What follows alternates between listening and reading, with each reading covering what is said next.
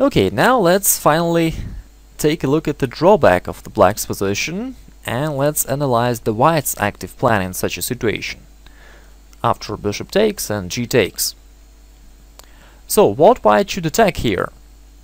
Of course, white can't really use the weakness of the black's doubled f pawns.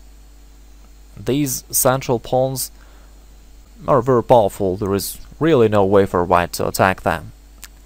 The only real target is the pawn on the h5. In order to start this attack, white usually needs to bring the rook to the h3 and the bishop to the e2. This is the simplest plan. And now white starts realizing it by playing f4.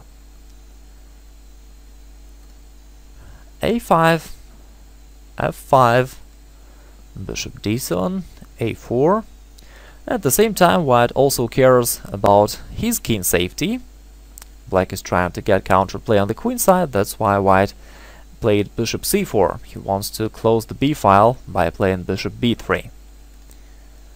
Rook b4, bishop b3, queen b6, and rook e1. Now the white's king is in safety, black has no active possibilities, and that's why white is start realizing his own active plan. The rook is going to h3,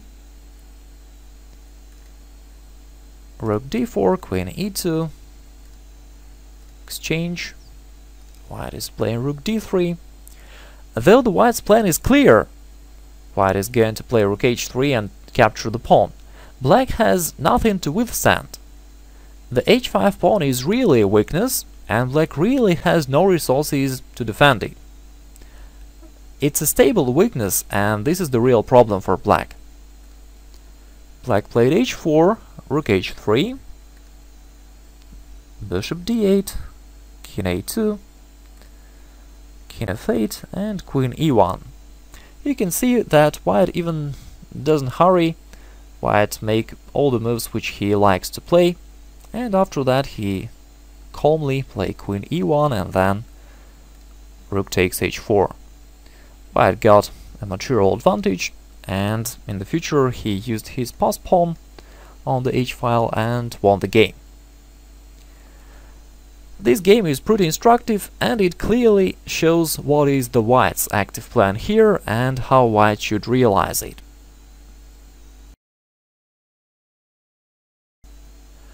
In the end, I'd like to discuss one similar situation. It also happens pretty often in the practical games. I mean, the situation after the blacks moved bishop f5 and then an exchange of the light-squared bishops. You see, it's quite similar to the positions which we analyzed previously. Still black has doubled pawns on the f-file, and still white is trying to use the black's weaknesses somehow. Knight d2, e6.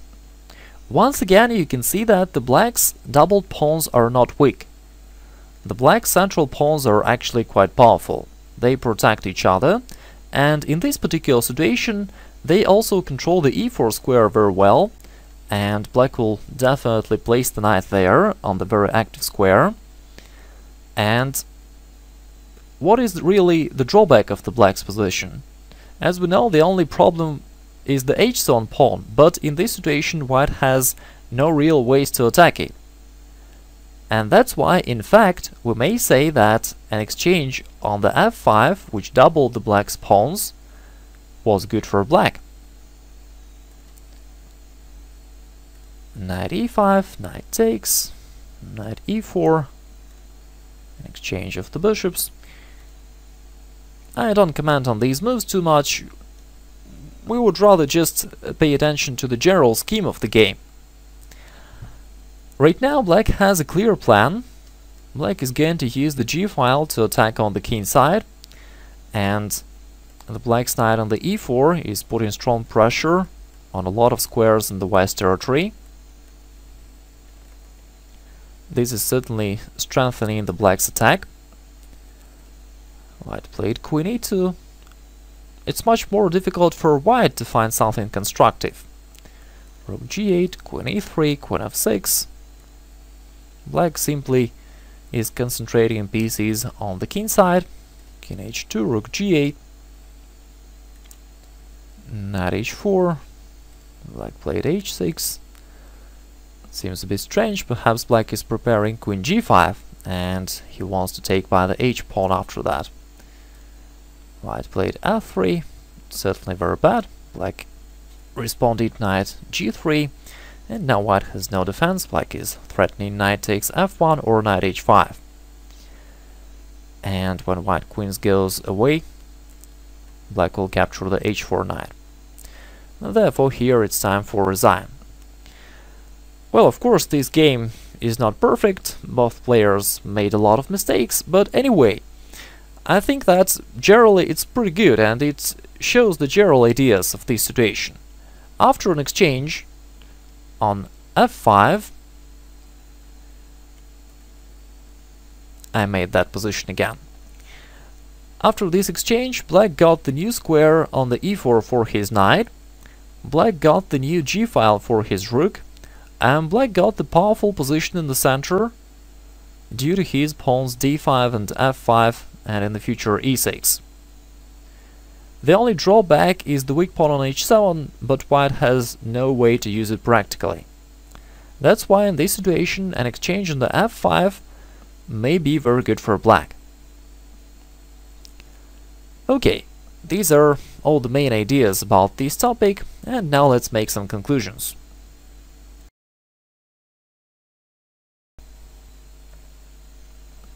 Here are the main conclusions. When white takes the knight on f6 and black recaptures by the g-pawn, this gives black three main advantages.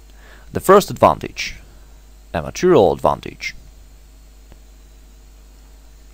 The bishop is stronger than a knight, and therefore such an exchange is good for black. This also gives black two bishops advantage. Now the next plus of the black's position, the new open file for his rook. Black can easily bring his h8 rook into the game by using the new open g-line. And the third advantage is the h6 square for the bishop. Black can develop his bishop easily and just in one move without any preparation, and the bishop will be placed on the good active position. These are the main advantages of an exchange on the f6 for black. And there is only one real disadvantage.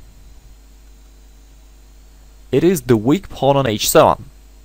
This also means that the correct attacking plan for white is to try to attack the h7 pawn. Usually white uses his heavy pieces for this purpose. Okay, these are all the main conclusions concerning this topic. Of course, the final decision depends on the concrete situation, on the concrete position. I can't tell you that bishop takes f6 is good for white or for black.